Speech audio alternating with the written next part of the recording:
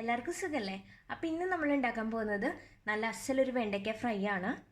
അപ്പോൾ നമ്മുടെ വെണ്ടയ്ക്ക ഫ്രൈ ഉണ്ടാക്കാനായിട്ട് ഓരോ വെണ്ടയ്ക്ക എടുത്ത് നന്നായിട്ട് വാഷ് ചെയ്തതിന് ശേഷം അതിൻ്റെ ബാക്ക് സൈഡും ഫ്രണ്ട് സൈഡും കട്ട് ചെയ്ത് കളയുക. അതിനുശേഷം നമുക്ക് ഓരോന്നായിട്ട് നീളത്തിൽ അരിഞ്ഞെടുക്കാം.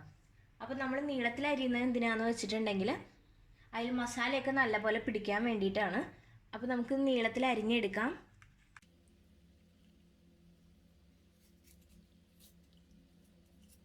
കണ്ടോ, ഇതുപോലെ തിന്നായിട്ട് നീളത്തിൽ അരിഞ്ഞെടുക്കുക. അപ്പോൾ നിങ്ങൾക്ക് ഇത്ര നീളം വേണ്ടെന്നുണ്ടെങ്കിൽ ഇതിനെ നമുക്ക് ഹാഫ് ആക്കാം.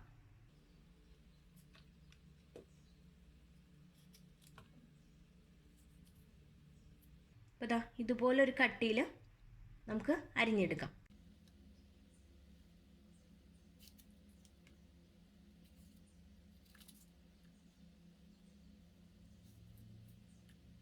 അപ്പോൾ ഇതാ ഇതുപോലെ നമുക്ക് എല്ലാ വെണ്ടയ്ക്കയും അരിഞ്ഞെടുക്കാം.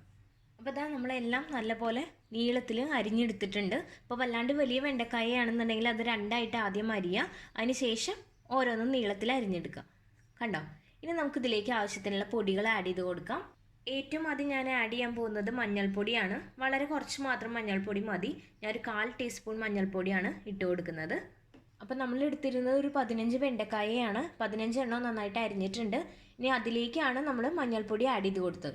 ഇനി നമുക്ക് ഇതിലേക്ക് ഇട്ട് കൊടുക്കാനുള്ളത് മുളക് പൊടിയാണ്.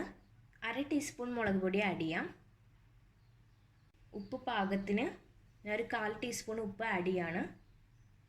ഇനി ഇതിലേക്ക് ഒരല്പം നാരങ്ങ നീര് ഒഴിച്ചു കൊടുക്കുകയാണ്. ഇത് ഓപ്ഷണലാണ്, നിങ്ങൾക്ക് വേണമെന്നുണ്ടെങ്കിൽ മാത്രം ആഡ് ചെയ്താൽ മതി. വളരെ കുറച്ച് മാത്രം നാരങ്ങ നീര് ആഡ് ചെയ്യാണ്.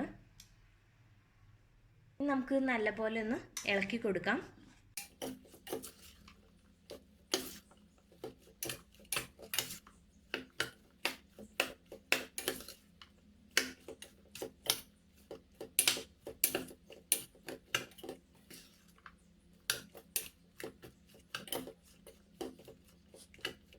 അപ്പോൾ ഞാൻ ഒരുപാട് പൊടി എന്താ ആഡ് ചെയ്യാത്തതെന്ന് വെച്ചിട്ടുണ്ടെങ്കിൽ നമ്മളിത് വറക്കുന്ന സമയത്ത് പെട്ടെന്ന് തന്നെ എണ്ണ കരിഞ്ഞു പോവും. അതുകൊണ്ടാണ് ഞാൻ ഒരുപാട് പൊടിയൊന്നും ആഡ് ചെയ്യാത്തത്.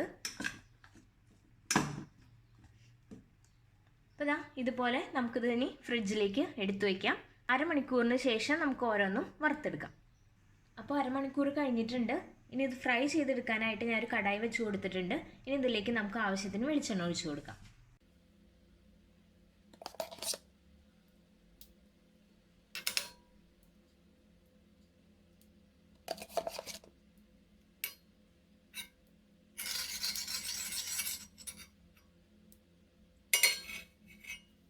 അപ്പോൾ എണ്ണ നല്ലപോലെ ചൂടായതിന് ശേഷം നമുക്ക് ഓരോന്നായിട്ട് ഇതിലേക്ക് ആഡ് ചെയ്ത് കൊടുക്കാം.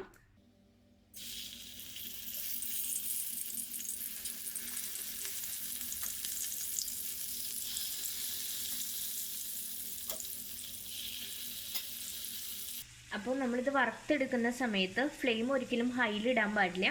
അപ്പോൾ പെട്ടെന്ന് തന്നെ ഇതിലുള്ള പൊടിയൊക്കെ കരിയും. അതുകൊണ്ട് മീഡിയം ഫ്ലെയിമിലിട്ടിട്ട് മാത്രം വറുത്തെടുക്കുക.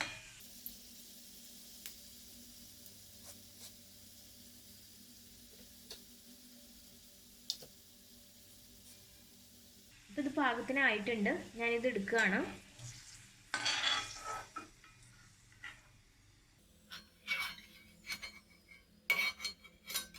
അപ്പോൾ നമ്മളൊരു പാത്രം എടുത്തിട്ടുണ്ട്, ടിഷ്യൂ ഒക്കെ വെച്ച് കൊടുത്തിട്ടുണ്ട്. അതിലേക്ക് നേരിട്ട് ഇത് ഇട്ട് കൊടുക്കുകയാണ്. അപ്പോൾ ടിഷ്യൂ നമ്മൾ വെച്ച് കൊടുത്തത് എന്തിനാന്ന് വെച്ചിട്ടുണ്ടെങ്കിൽ ഇതിൽ എക്സ്ട്രാ വരുന്ന എണ്ണയൊക്കെ പോവാൻ വേണ്ടിയിട്ടാണ്.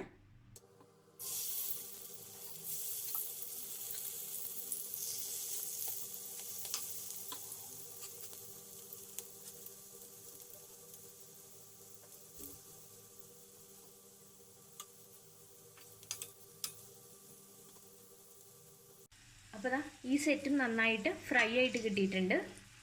വല്ലാണ്ട് കരിയണ്ട. അപ്പോൾ നമുക്ക് ഈ ഒരു പാകത്തിന് തന്നെ എടുക്കാം.